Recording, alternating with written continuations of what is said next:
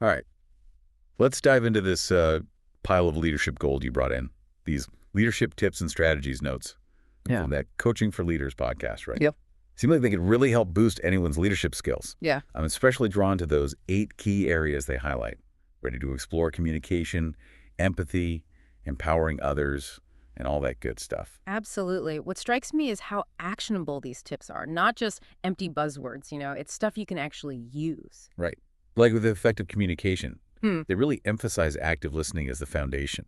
It's more than just like hearing the words. You're really absorbing what they mean. Mm-hmm. Instead of just waiting to talk, you're genuinely trying to see things from their perspective, asking those open-ended questions, digging deeper to find what's not being said out loud. It connects to emotional intelligence, actually. Leaders who really nail active listening, they build trust and make people feel safe to speak up. Oh yeah, for sure. When people feel heard, they're more willing to share ideas, work together, and ultimately get more done. Which I guess brings us to leading with empathy.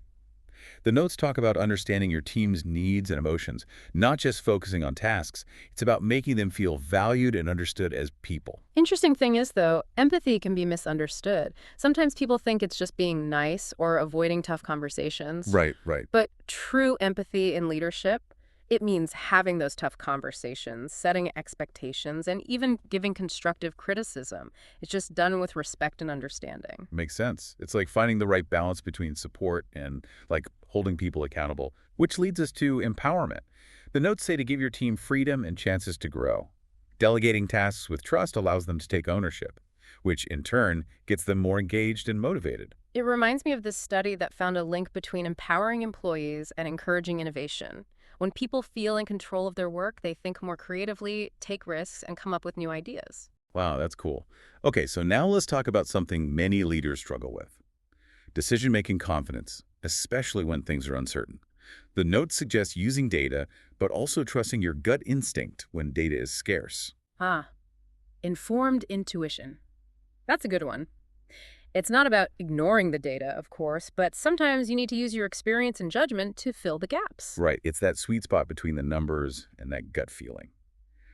So next we have building a positive culture. Respect, accountability, and collaboration are the foundation, according to the notes. I think it's important to remember that culture isn't built overnight. It takes time. It's a process of shaping how people act, reinforcing values, and leading by example. What a leader does matters more than what they say. For sure. Culture is always evolving. Okay, moving on to continuous learning. The notes emphasize leaders always seeking improvement, whether through feedback, training, or personal growth. I've seen time and again that the best leaders are the ones who admit they don't know everything. They're curious, open to new viewpoints, and willing to learn from mistakes. Yeah, it's that growth mindset, right? Now let's get to time management for leaders.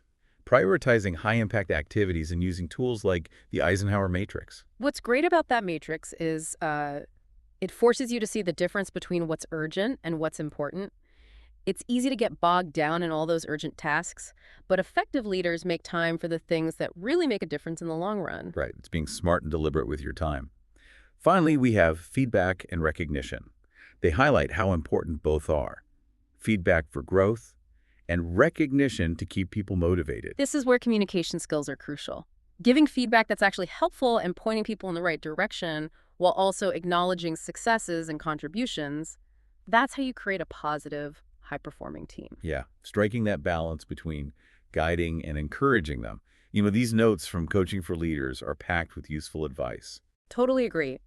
As a final thought, think about which of these strategies spoke to you the most. Where do you see room to grow as a leader?